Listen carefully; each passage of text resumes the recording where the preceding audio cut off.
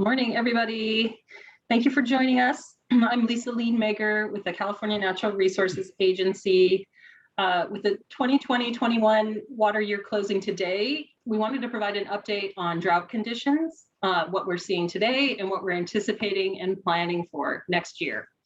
We also wanted to highlight steps taken since the last drought to build our drought resilience and how investments in the final state budget that was signed by the governor last week will position us to build on that progress.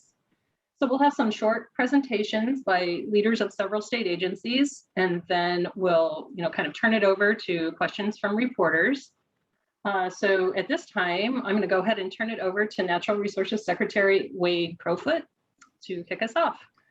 Thanks so much, Lisa, and thanks to you all for continuing to report on the evolving drought, not only in California, but across the West.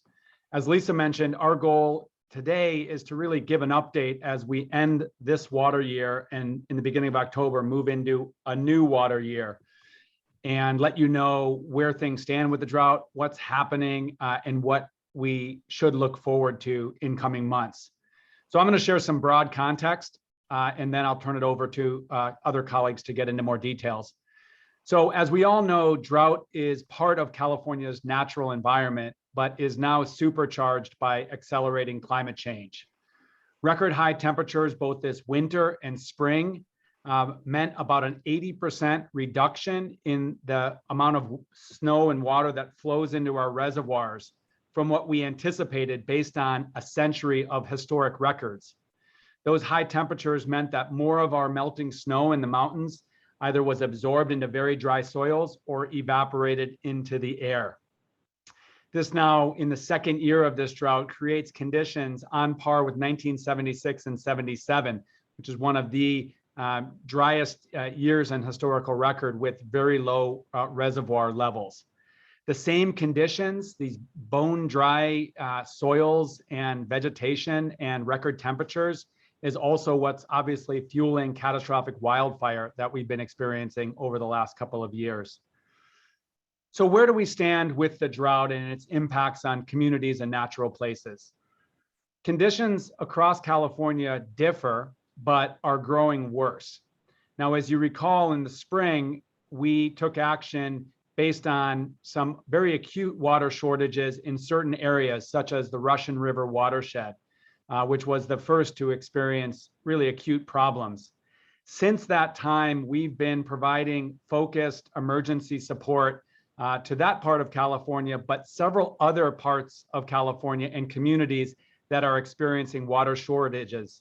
Very specifically, the Water Board and the Department of Water Resources are providing hauled and bottled water to small water providers experiencing supply outages in Monterey, Santa Barbara, Santa Clara, Tulare, Shasta, and El Dorado counties. And as the spring progressed into summer, our larger water systems and our larger rivers began to experience pretty significant acute drought conditions. And now the largest reservoirs in our state that are operated by the federal and state projects, which are really the backbone of our water systems, are experiencing acute shortages. So it's very safe to say all areas of the state will have big problems if we have another third dry winter in a row.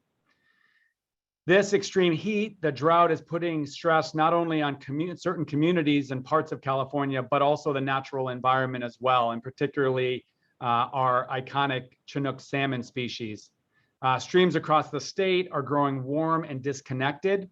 And as a result, the Department of Fish and Wildlife is monitoring conditions and wherever possible, relocating native fish, as well as amphibians, and increasing hatchery production to make up for loss as a result of these conditions. As of July 8th, Governor Newsom had declared an emergency in 50 of 58 counties across California. So where are we positioned now, given our experiences in the last drought? And it's important to note that across California, communities are in a stronger place than they were when we came out of the last drought in 2016. And I want to provide a few examples of that. First of all, we have a new generation of drought contingency plans across local water agencies in the state. So this is part of these urban water management plans that local water agencies are required to develop. And so there are specific customized drought plans for each of our large water agencies across the state that they're now turning to. We have tightened landscape efficiency standards for new developments in the last few years. We've analyzed drought risk among thousands of water agencies, including smaller water agencies, and developed recommendations around how to address those vulnerabilities. Legislature and the governor have created a 10-year funding source for disadvantaged communities lacking access to safe drinking water, called the SAFER program that my colleague Joaquin and the Water Board administer. And we have the Water Board has new state authority to consolidate failing public water systems to ensure that they're better run systems and have availability of water. And then, of course, on the groundwater side, 250 local groundwater management agencies have been created to bring groundwater into sustainable use here in the next couple of decades. And we've got much better reporting on both the status of groundwater aquifers and use across our communities. So those are a few examples of our increasing drought resilience, but the fact remains that there's a lot more work to do. Just last week, Governor Newsom announced or signed the final budget for the year, in which the legislature and the governor allocated $5.2 billion, unprecedented amount of money, to provide drought relief and broad drought and water resilience over time. That included over $700 million for immediate drought relief, for uses such as about $500 million in grants to water agencies, small water agencies, large water agencies, for specific projects that will shore up water supplies and improve drought resilience starting now. And our Department of Water Resources and the Water Board already have tens of millions of dollars out the door to several small water systems to help them make upgrades that are going to help during this drought. And so there'll be essentially a rolling cadence of getting these resources across the state. We also have specific over $10 million of funding for bottled water and emergency water being provided, as I mentioned before. And then upwards of $40 million to support Department of Fish and Wildlife to protect the fish and wildlife from drought impacts. A lot of that $5.2 billion not only is for drought relief, but is to build our longer term water resilience, recognizing that we have to be prepared in the age of accelerating climate change for more frequent and more challenging droughts.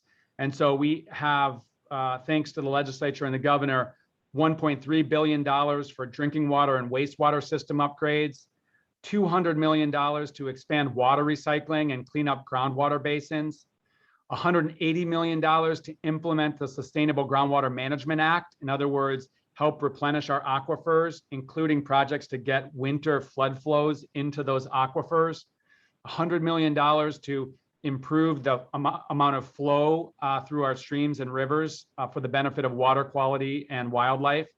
And then $100 million this year to allocate to upgrading water conveyance in different parts of the state that's been impacted by ground sinking and subsidence.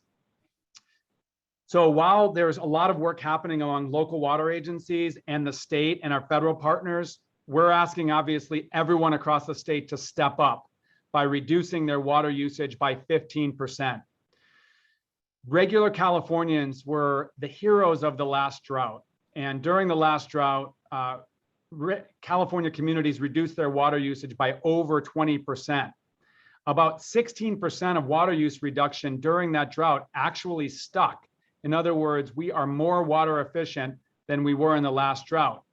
That being said, more can be done to eliminate water waste and thoughtfully reduce water usage in our daily lives. And so on July 8th, Governor Newsom called for a 15% reduction in water usage. That month of July, the Water Board recently reported that some parts of the state stepped up and achieved that 15% reduction and even exceeded it, particularly where conditions were most acute, like the Russian River watershed. But overall, the state water usage was only down about 2% in communities. So there's obviously a lot of important work to do there. So moving forward, we are hoping for the best, but planning for the worst. In other words, working thoughtfully and cautiously as we go into this third winter of the drought to protect our water supplies for human health and safety, to keep our fish and wildlife alive, and obviously to help communities and users of water, including agriculture, weather this drought. So at this point, I'm going to turn it to my colleague, Moises Moreno Rivera, to provide a short summary of these actions in Spanish. Thank you, Secretary Crowfoot. Buenos días. Mi nombre es Moisés Moreno Rivera, secretario adjunto de Equidad y Justicia Ambiental de la Agencia de Recursos Naturales de California. Como dijo el secretario, California sufre una sequía severa con impactos acelerados por el cambio climático. Este es el segundo año seco para la mayor parte de California y nos estamos preparando activamente para un tercer año consecutivo. El almacenamiento de los principales embalses del estado está bajo y algunos estarán en niveles más bajos de la historia este otoño. 50 de los 58 condados de California están bajo una proclamación de emergencia por sequía. Se les pide a los californianos que reduzcan el uso de agua en un 15% para proteger las reservas de agua y ayudar a mantener los flujos para los peces y la vida silvestre.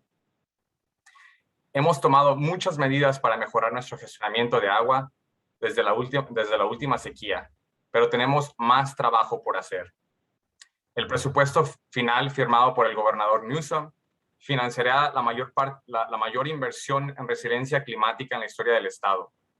Incluye 5,2 mil millones de dólares para inversiones en recursos de agua a corto y a largo plazo. Esto será para los próximos 3 años. Incluidos son 815 millones para apoyo inmediato a la sequía. Necesitamos que todos hagan su parte y hagan cosas simples para ahorrar agua. Se pueden encontrar consejos de conservación en español en el sitio saveourwater.com y ahí pueden encontrar más información en español. Muchísimas gracias. Thanks so much, Moises. We're going to next move on to Carla Namath, who directs our Department of Water Resources, who can provide a little more detailed information on our conditions and our planning for the coming year. Hi there, everyone. It's good to be here with you. I'm sorry I'm not able to be visible this morning, but thank you for joining us. So, many of you may have been tuning in to the Department and Bureau of Reclamation's presentation in front of the Water Board last week. I think we probably talked to some of you in advance of that anyway. So just overall conditions haven't really changed in the last 10 days, but I know given the start of the new water year, you may have editors that are looking to you for a story. So I'm just going to hit a couple of the highlights that I think are important, building on some of the details that the Secretary already presented. I think what's very unique about this last year and how it actually doesn't really fit into our historical record is this. The 2-year period of 2020 and 2021 was the driest on record, second only to 1976 and 1977.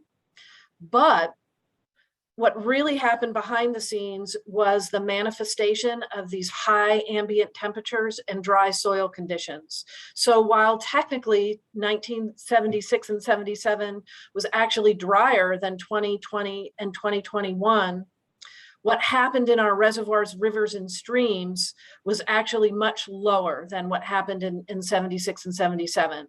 We've had the lowest record inflow into Shasta than we've had historically, and we are starting the year with combined storage in the major reservoirs of the state and federal projects, that's Oroville, Shasta, and Folsom, at a combined record low.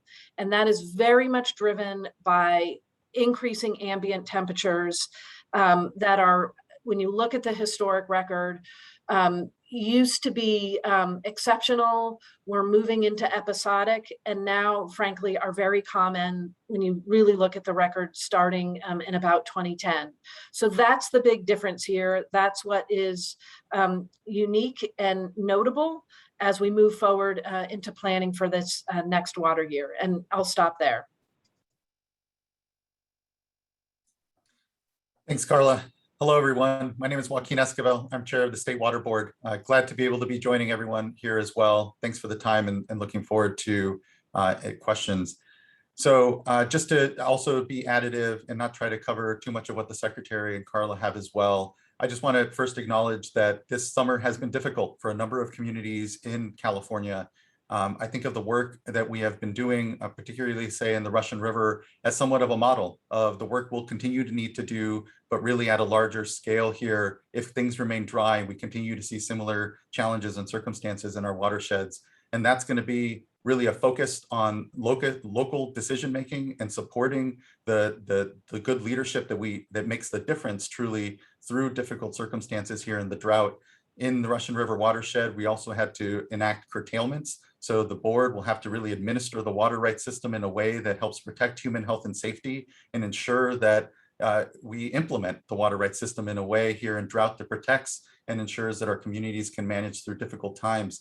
But it's not just those tools as well. There's also conservation. And there, as the Secretary said, we saw in the Russian River a real response here from July numbers that were recently released at the board, that communities are and will respond as conditions dictate in their watersheds. And here things were particularly dry, and we saw 30–40% conservation coming from a number of the communities there.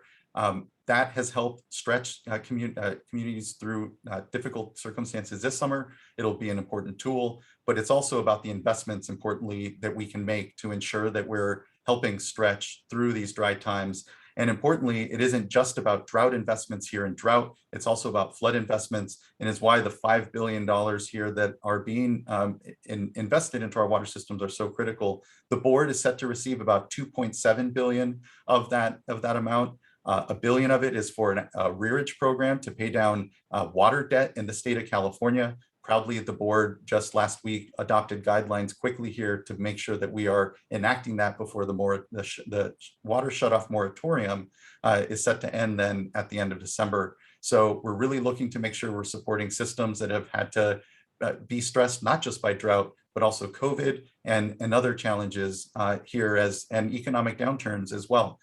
There's a lot facing our communities. It's not lost on us the compounding challenges that they face. And here, drought has been, again, a challenge for our communities this last summer. And by investing, by conserving, and by importantly supporting really good decision-making and anticipating continued dry conditions now, here at the start of the water year, before things get particularly intense, and get the decision-making in place that allow us to manage in real time, certainly as we see what Mother Nature provides us. And as water comes into the system, the board will have to curtail more precisely and also lift curtailment to allow water to get put into storage so that we can continue to try to stretch our resources through what we know in our Mediterranean climate will be our dry summer. So I'll stop there. I know there's a lot going on and just appreciate everyone's time here.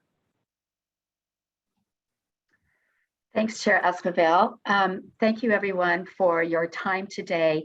I just wanted to highlight a few things. I'm Karen Ross. I'm Secretary of the California Department of Food and Agriculture. And obviously, it takes water to grow plants and care for animals, and agriculture is a big user of water in the state of California. To follow up on what the chairman said, this is the first drought where we've had such an extensive landscape impacted by the drought conditions. And so the curtailment process has been especially painful this year, although it came late in the year when many of our crops, as annual crops, were already in the ground, and people were just trying to finish out the crops that they have, and they're harvesting even as we speak today. So the importance of pre-planning and doing the scenario planning is going to be critical so that to the extent that it's possible, while it would come with great economic impact, we can prevent crops from going into the ground with the resources that are used for that, or we can find alternatives for that. It will be critical for a successful year next year for agriculture and the jobs that depend upon it.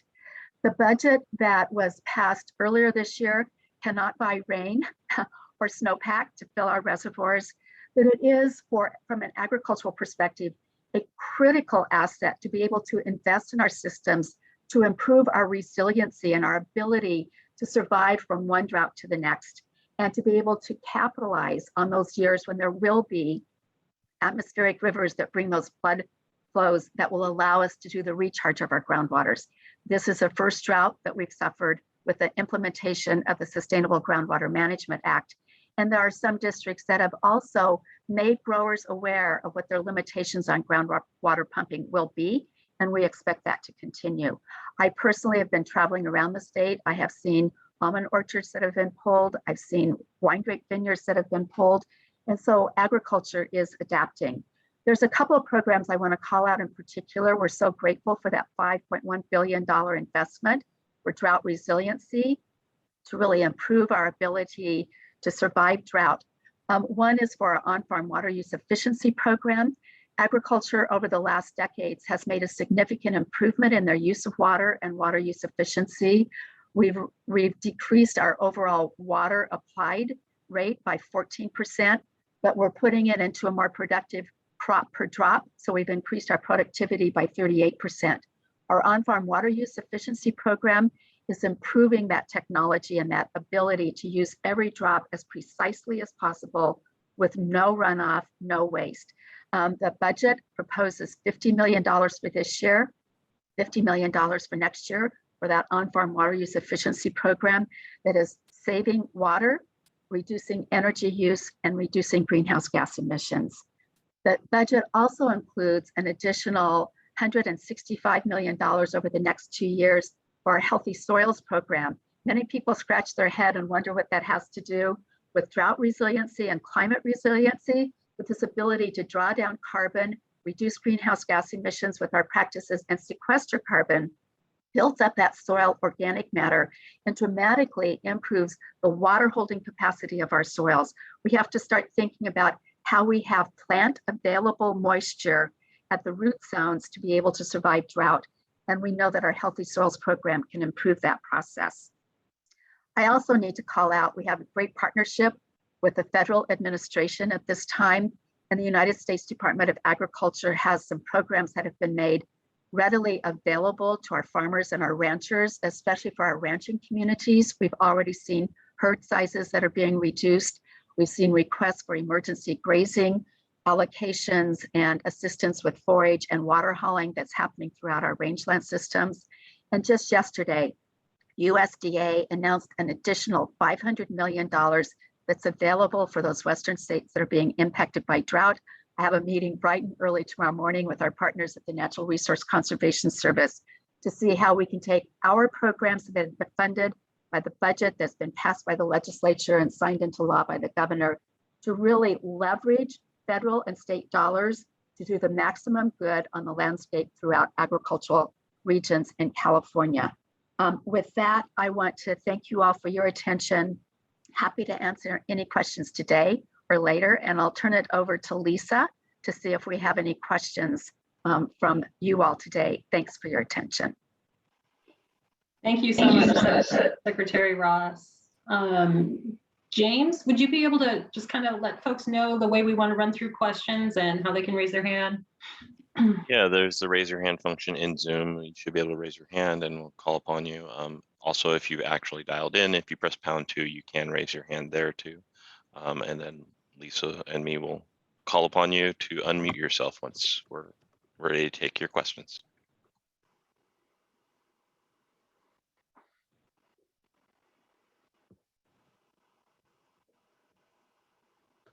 Okay, hold on a second.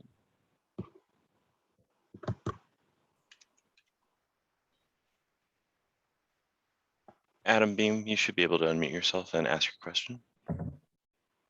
Hi, this is Adam Dean from the Associated Press. Thank you so much for doing this today. I know at the end of the last water year, state officials had said, yes, it was dry, but we're looking okay. Our reservoirs are at 93% capacity. Now, obviously, we're at record lows now, and obviously it's not something you had anticipated. So I have a two-part question. I was wondering, could that have been prevented by better management of those reservoirs? And what lessons did you learn from this year that you'll do things differently this coming year if we have another dry winter? So Adam, this is Carla. Maybe I'll take that one. And, I should also note that much of the work that obviously the State Water Project does, we do in close coordination with the U.S. Bureau of Reclamation and the Central Valley Project. So one, we can always do better. No question. And we definitely learned some lessons this year.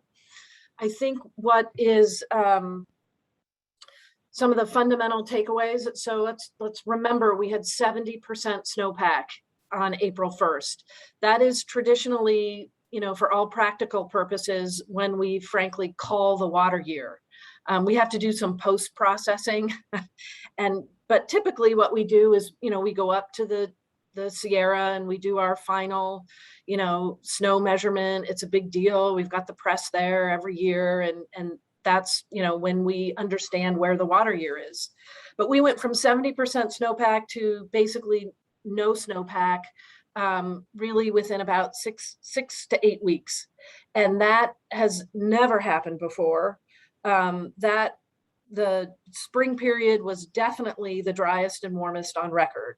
So to me, how we're incorporating that lesson learned heading into this year is this idea of, especially since reservoir levels are so low, is to really, plan for the worst, but hope for something better. So we are planning a management approach this year that considers the decisions we would have to make now to preserve the storage that we do have in the event of not getting really, frankly, any appreciable precipitation this year, but also articulates a process, if you will, about what happens if it does start to rain. And, at the beginning of the season, we have the most uncertainty. So, we typically start more conservatively, and then as the system wears on, or as the season wears on, the uncertainty diminishes and we start to get to more fixed decisions. But given that we're starting so low, what we're planning for this year is, as things start in January, what happens if we get some degree of hydrology? How does that relate over the springtime with planting decisions that people make, so that we can continue to be conservative over that spring period, so that we can account for the fact that, what had never really been experienced in that April to May timeframe, we now include that as part of our planning parameters, and that's going to help us make some front end, more conservative decisions that at this point will largely affect the growers in the more senior water rights holders, the growers in those watersheds. So that's some work that we started to present to the board last week. I think it was just last week. And so we are going to be working very intensely over the next 2 months to put all that information together and make that information, known far and wide on December 1st, which is our first, traditional allocation, if you will, for the State Water Project.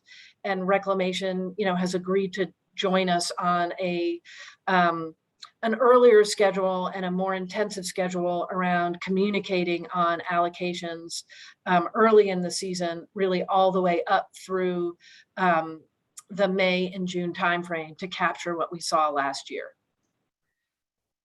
Carla, I would agree with everything you said. And to Adam's question, just take a step back and share my perspective, which is the world scientists have been alarmed by the acceleration of climate change and its impacts. California funds a bunch of different climate science through what's called the California Climate Assessment. And science that we funded 5 to 10 years ago anticipated the impacts that we're experiencing now being experienced at the end of this century. In other words, we're experiencing now impacts 80 years before scientists have predicted them. And so on drought management and reservoir management, as I understand it, nothing in our historic record suggested the possibility of essentially that snow disappearing into the soils and up into the atmosphere at the level that it did. So we are really working nimbly to adapt to climate change. And it's why the governor, the legislature approved this $15 billion investment in climate change action, which I have to say, from where we sit in our agency, is like, it's a quantum leap of investment. $5 billion for drought, another $1.5 billion for wildfire. So from my view, our policymakers are quickly leading the effort to adapt to these changes, but these climate changes are coming fast and furious. All right, the next question will be from Jill Cohen. Jill, you should be able to unmute yourself. Hi there. Thanks so much for taking the time to talk, everyone. And Lisa, thanks for getting this set up. So I was hoping you could speak to, or if any of you guys could speak to plans to impose mandatory statewide cuts, more similar to the last drought, what that would look like, how that would work, how that would be implemented if that were the case. And then I also know that you all aren't the folks who would declare a statewide drought emergency, but can you speak at all to how soon or whether that might happen, what you'll be talking to the governor about to make that determination, in coming months? Yeah, I'll take Joaquin, why don't I take a sort of a generalist approach, and then you can share a little bit more. So thanks for the question, Jill. I mean, I think we start with the recognition that drought challenges differ significantly across California. And so the drought and the water challenges that the North Coast faces are very different than Southern California, or the Bay Area, or the Central Valley, Sierra Nevada. And so since the last drought, what we've realized is we need to help regions build their water resilience and their drought resilience. And so that means working with the water agencies on the customized approaches, the plans that they're putting in place when we have these droughts. Where they've explained to us that, one size fits all mandates from Sacramento sometimes have unintended consequences. And we've acknowledged that. And so coming into this drought, our focus has been, how do we support these water agencies actually weather through this drought? And it's why the governor has taken an approach of declaring emergencies by watershed as those problems emerge. So again, in April, the Russian River watershed, and then that expanded to other watersheds, including the Sacramento and San Joaquin later in the spring and early summer. And so our focus has been help these local agencies, these regions, actually take the action that they need to on a customized basis to protect their water supplies. Now, at the same time, we understand that a clear statewide message for conservation helps local communities weather the drought. And so Governor Newsom, much like Governor Brown did several years ago, issued this voluntary call for 15% water use reduction across California's communities on July 8th. And he was very clear that we needed to see how this worked. We needed to give it time to work. We think that it's always best when we give Californians the tools to take action and then work with them to take that action. And so we're going to be watching very closely here in the coming few months how that voluntary water conservation goes. I mentioned earlier that we've achieved 16% water use reduction since the last drought. So we know that Californians can step up. But the governor's been clear that we need to consider additional actions, and mandatory restrictions need to be on the table here if and when the drought worsens. But our focus right now is to work with communities across the state through our Save Our Water campaign, and to this fall conserve as much water on a voluntary basis as we can. Joaquin. I think you covered it well, Wade. If I would add anything, it's just that if we find ourselves moving into mandatory, we'll be reflecting on the work that we did prior, which is not a one size fits all, but really a stress test and really a range and accounting for already where the community has conserved. I'd flag as well that we also have long-term efficiency legislation, which means we're a lot more data specific around at least the 400 urban water agencies' water usage, both on the indoor and the outdoor. In that exercise, we're developing budgets. I think similarly, if we were looking at mandatory, we'd really just be accelerating much of the really outcome and data specific work that we're already doing with our water agencies. Joaquin, can you just talk a little bit more about the stress test and this sort of 5 years, this work in the drought contingency plans to develop these in local water agencies to develop these plans for 5 years of reliability?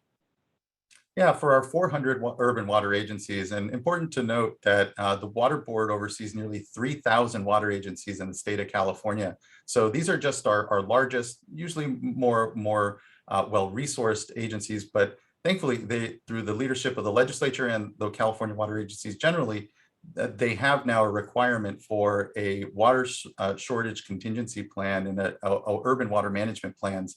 And part of that are the water shortage contingency plans where they contemplate 5-year drought and then walk through the actions specifically that those water agencies would have to take, whether through conservation, alternative supplies, really the sort of planning that we need and we talk about here happening in anticipation of this next year isn't contained in those plans. So they're a good place for those 400 urban water agencies to go to. And important, again, to also note that they don't capture all of the systems, and it's particularly the small systems that are more vulnerable to drought, don't have the resources and planning that the board has focused on along with the Department of Water Resources. And then Jill, this is Carla from the Department of Water Resources. Just one last touch on that topic. So, the State Water Project does serve 27 million Californians. We are largely urban. So, in relationship to Adam's question, as we're planning, for next year, knowing that our state reservoir, for example, is the lowest it's ever been in the history of the project. We are collecting information from the agencies we provide water to about what their human health and safety needs are in the event that they get no allocation from the State Water Project. So that's also, quite frankly, a first for them. We're going to take a look at that information that comes in, understand what their needs are for the potential for health and human safety. So think fire suppression, indoor water use, sanitation, drinking water, those sorts of things. And then we will be ready to help those water districts should they need state support on mandatory conservation. It's almost like what we did in the Russian River earlier this year, but just really expanded out, which is evidence-based, which is really connected to how we're managing, this historic low storage in Oroville Reservoir. Yeah, and I'll just add really quick, when you look at, to Carla's point, the Russian River, and truly in many ways a model for our administration as, again, we scale out what will be similar needs and similar tools, conservation, water rights administration, and importantly, it just, those conversations will need to continue to happen. And also the Division of Drinking Water on our side issued informational orders to a lot of those smaller systems to make sure that they're aware of what their vulnerabilities are moving into the dry year, what their actual supply and well levels are.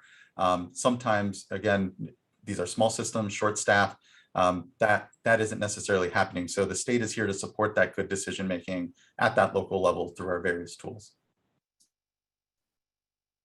All right, the next question will be coming from Kylie Russell. Kylie, you should be able to unmute yourself and ask. Yeah, hi, thanks. I think this is a question for Chair Esquivel. What are the effects of the current drought conditions on drinking water quality? And are we seeing increased MCL violations as a result of the drought? Yeah, thank you for that question. I've been asking that of our Division of Drinking Water We haven't seen an incredible increase insofar as systems coming to us and saying, hey, we'd like some relaxation. We're not going to be meeting water quality standards because of increased contaminants, but I know it's happening. But at this point, it's within the level of treatment, and the cost of treatment is then going up for these systems as this happens for various ground. And really, yes, it's a function of surface water quality diminishing. We see that with harmful algal blooms, say in Clear Lake. But here, when it comes to and would say that's almost a category of an outside of itself.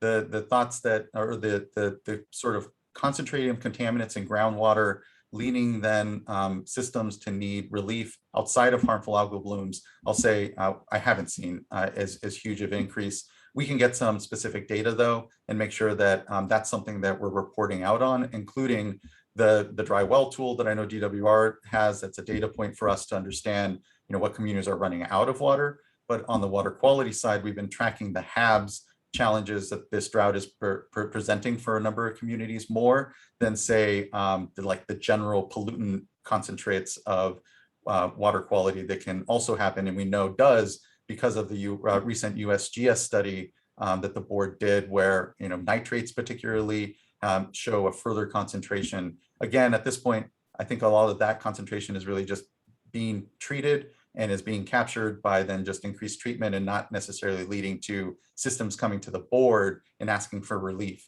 outside of, again, the harmful algal bloom issue at least. So thank you, I appreciate the question. And we can follow up with more specific information. All right, the next question will come from Ian James. Ian, you should be able to unmute yourself. Yes, thank you. Secretary Crowfoot, I wanted to follow up on your comment when you were saying that mandatory restrictions need to be on the table if the drought worsens. And I wondered, is there a timetable for considering mandatory statewide restrictions at this point? And what other levers are there at the state level that can possibly be pulled as the drought worsens? Yeah, thanks so much for the question. So this winter, this is an obvious point, but this winter will be determinative in terms of what additional actions we need to take on conservation. Typically, as I think most everyone knows in this discussion, we receive the vast majority of our precipitation really between October and April, but really November and March. And so heading into this winter, we'll be watching, one, how Californians do on voluntary conservation toward that 15%. And two, how much precipitation is coming and what we can expect its impact to be on water supply. And so there's no set sort of trigger date for considering mandatory conservation, but we'll be watching it closely. I think other tools that could be used, certainly were used in the last drought, is prohibition of certain wasteful uses of water. Which just, sort of common sense actions to reduce water waste, such as, cleaning off one's driveway by hosing it down rather than sweeping it. We can also work closely with local water agencies and really rely and expect them to trigger their water shortage contingency plans. We've heard from local water agencies that they really want to take the lead on weathering through the drought or protecting water supplies through the drought. So this is a moment when we can actually, ask our local water partners to step up and to demonstrate water conservation through their water shortage contingency plans. So those are a couple of tools that could certainly be used short of statewide mandatory restrictions.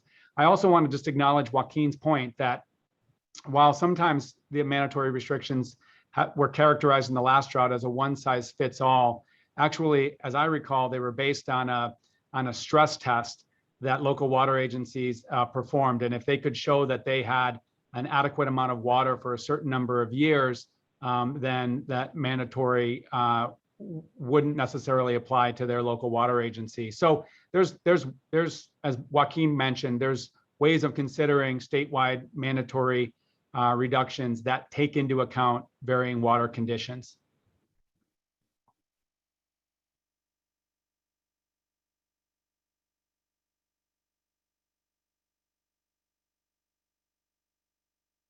Carla, you obviously feel free to jump in if it's at all helpful.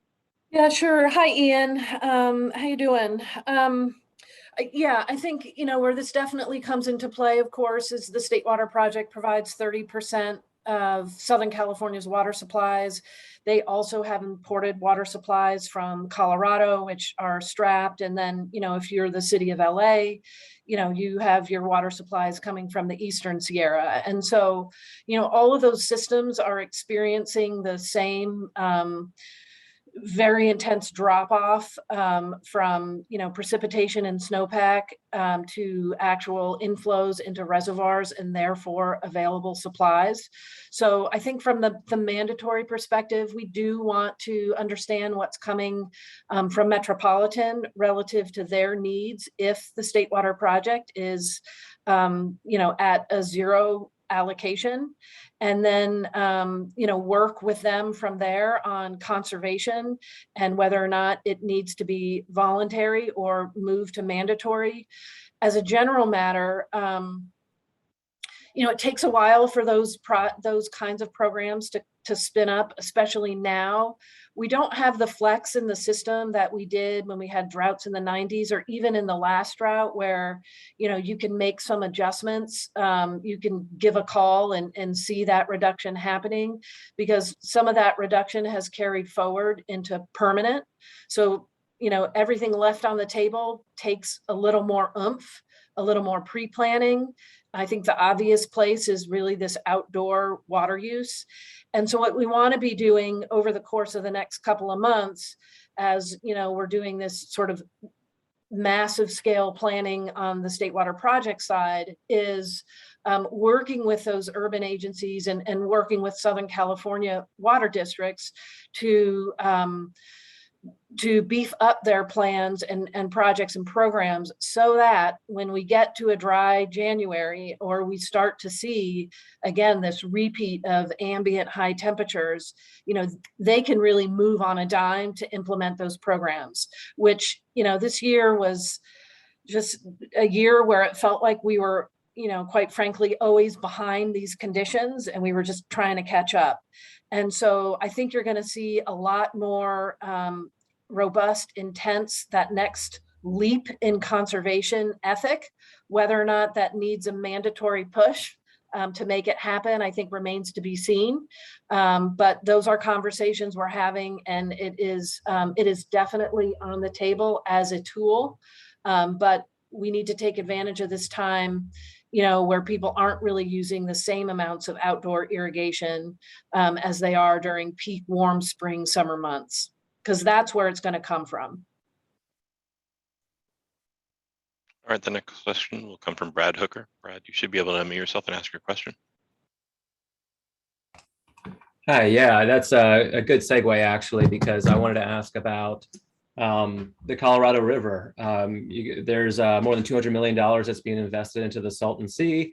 That was a big part, big sticking thing for the DCP. And I'm wondering now, are all these parties really returning to the table now for an extension of the DCP? What's the activity that's going on there? Yeah, I'll just jump in first and just say, as I understand, what is happening is the update of the minute is what all the parties are now focused on. The DCP was a bridge between the two updates of the minute. So the basin states are now coming together to contemplate what that is. To your point, the Salton Sea was a sticking point in the DCP with the Imperial Irrigation District. I was heartened to see the recent agreement between Metropolitan Water District and the Imperial Irrigation District to set aside some of their differences and really reunite on collaborating together on the river. That partnership, that intercoordination between our agencies, our contractors on the river here in California is really important so that we can engage with our basin states and show that we're serious about our obligations here in the state, including the Salton Sea, but also the investments that need to be are being made in water recycling and resiliency in Southern California that makes us a good neighbor on the river. And it's going to be it's not lost on us that it's not just our delta up here in the Bay that is challenged, but also the Colorado River Delta, and California doing its part to contribute to the just management of that river as well. Yeah, and I'll just add that, I mean, the Colorado River Basin, obviously in a world of hurt regarding water supply, and a remarkable model across 7 states and 2 countries of collaboration to actually navigate through this long-term water shortage, and really appreciative of both the Imperial Irrigation District and Metropolitan and other stakeholders within the Colorado River Basin within California for coming together recently and really in a collaborative role. I'll say, you know, restoring the Salton Sea, stabilizing the Salton Sea remains a cardinal priority for our agency. And of course, we hold ourselves accountable to Joaquin's State Water Board for actually making progress on our 10-year management plan. And so we think, you know, totally outside of Colorado River management, you know, stabilizing the Salton Sea is not a nice to have, it's a must have, but obviously making progress, you know, supports collaboration within the Colorado River Basin. I wanted to recognize Janine Jones, who's a colleague from the Department of Water Resources and a real expert on many topics, and ask her if she had anything that she wanted to add regarding the Colorado River Water Basin and the question that just came in. Thank you, Secretary Crowfoot.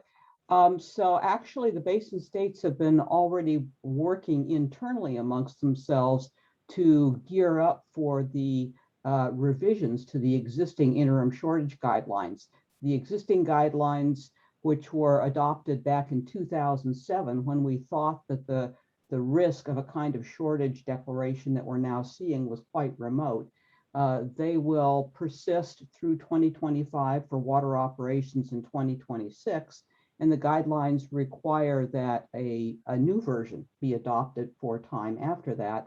The states are already taking into account what's been going on in the basins, including some of the unique operational things that are going on in the upper basin with the move to protect power levels, reservoir levels for power production at Lake Powell.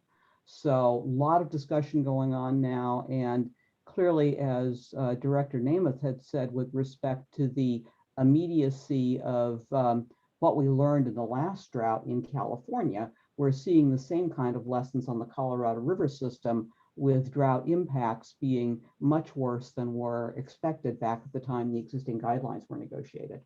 All right, the next question is coming from Deborah Cohn. Deborah, you should be able to mute yourself.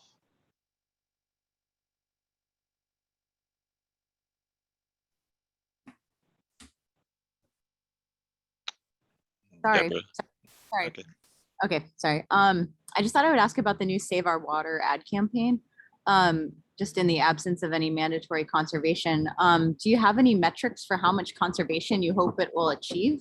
And then also a question on the timing of the campaign launching tomorrow. Is it kind of weird or counterintuitive to start it right when the rainy season is beginning? Do you think that'll kind of dilute its messaging power? Why not have started it earlier in the year? Thank you. Well, I would say a couple of things and then maybe turn it over to Lisa Lean-Mager, who's helping to lead the effort. I mean, first of all, you know, Save Our Water has been a consistent presence since the last drought. And so it has remained a sort of a go-to place to drive conservation.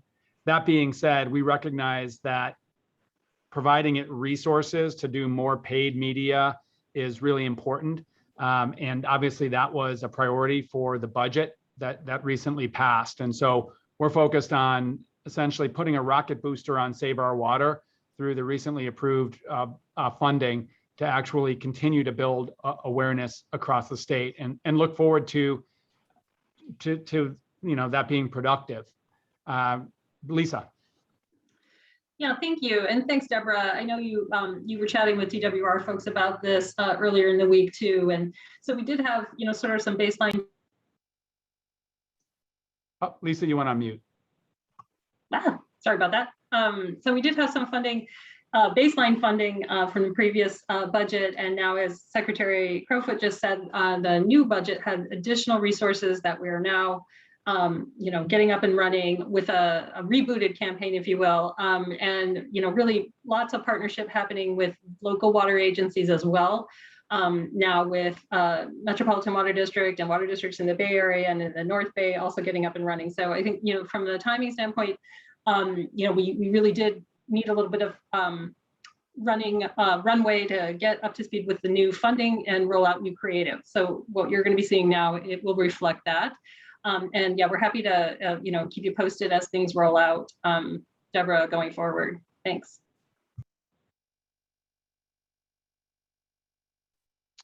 All right, and the next question will be coming from Susan Wood. Susan, you should be able to mute yourself.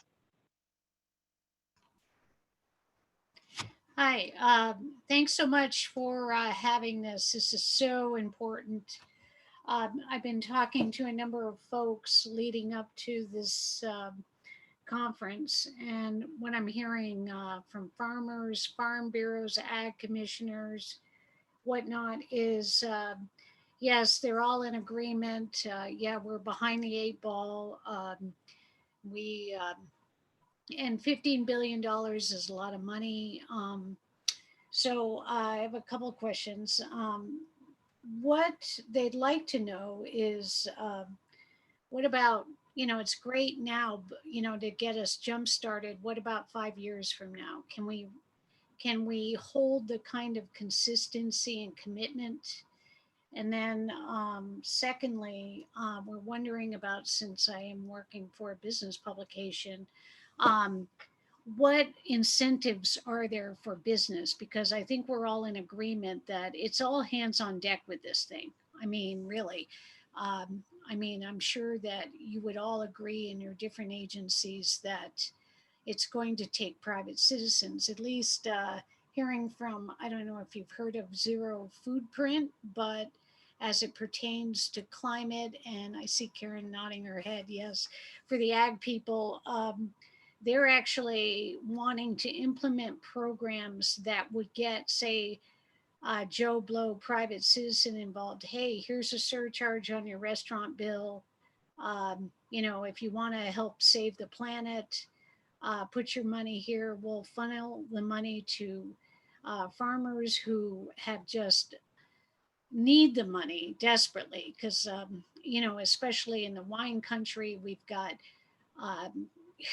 farmers that are going out of business, some trying to retool their wells, some need to dig wells. Mendocino County, they're even trucking in water. Well, you saw in Cambria, they were trucking in water. So I'm wondering about incentives, our level of commitment 5 years from now. And I'm wondering, since this is a big chunk of money, whether there would be, with a lot of factions involved, is there some kind of utilization review department that would be formed that would actually account for where the money is going, how, kind of a return on investment type of department that could say, hey, this is working, this isn't working, that kind of thing. Sorry, I'm taking full advantage of all of you in one place, so I'm hitting you with a number of questions. Well, I totally appreciate that, and all really good points. I would tackle a couple of the questions you asked. The first is, what does our work look like in 5 years or even 10 years?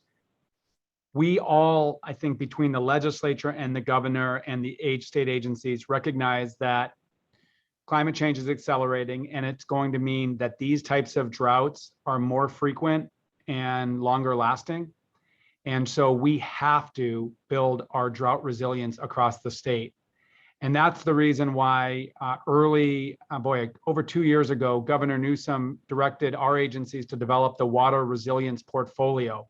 In other words, what must state agencies do to help regions across the state build drought resilience, but also resilience against flooding? And it called for very specific measurable actions that state government needs to take to support this drought resilience. And so just so you're aware, we continue that work even as we take immediate drought relief action. And that work has to continue. So a large portion of that $5.2 billion actually goes to continue to invest in that water resilience portfolio. We need an all of the above approach: improved conservation and efficiency, more recycled water, more stormwater capture, underground water storage and groundwater management, where it makes sense, surface storage. So I'm confident personally from where I sit within our working group that we're actually making progress toward that, and we can demonstrate progress since the last drought. Karen, I'll maybe turn it to you because there's certain state funding that can support agriculture. Sure, and I just want to add, Wade, that an important component that hasn't been discussed, there's federal funding streams, there's state funding streams, but the most important resource available for these kinds of investments are happening at the local level. That's where the vast majority of investment for water systems does occur, and that's an important part of going forward is how do we make this all work better together? And I think the portfolio just lays out a terrific roadmap for that. Specifically to your questions, Susan, we don't have, like for a processing plant, we don't have incentive programs at the Department of Food and Agriculture. Ours are very much about what's happening on the landscape and those incentive dollars that are worked there. But I would also say many of these practices have proven to have a very strong bottom line impact in a positive way. And I think that's why we're seeing such broad scale adoption of joining efforts like the zero water footprint or climate footprint, is because there's multiple benefits to the practices that are implemented, because they're reducing energy use, they're reducing greenhouse gas emissions, and they're reducing water use or making it much more efficient for the productivity gains that are being made. The last thing I want to add is that as a part of our Healthy Soils program, specifically, we have created a Healthy Soils partnership framework, which was designed specifically to join with companies who are interested in doing these healthy soil practices as part of their company or philanthropic arm, so that they can come into this program because they're utilizing the same practices, and we can do the accounting of those benefits together. So that's an important new development in our incentive programs. Thanks. All right, thanks so much, everyone. I believe that we are at time here, and I know a couple of our folks have a hard stop. So just really want to thank folks for their time. I see we still had 80 people on, which is amazing at the hour mark. We have recorded this, and we'll have a link that we can share. Just send me an email if you'd like to get that a little bit later, as soon as it's ready. And of course, if there were questions we didn't get to, feel free to also send them our way, and we'll try to answer them offline. Okay, with that said, thanks everybody for your time, and have a great rest of the day.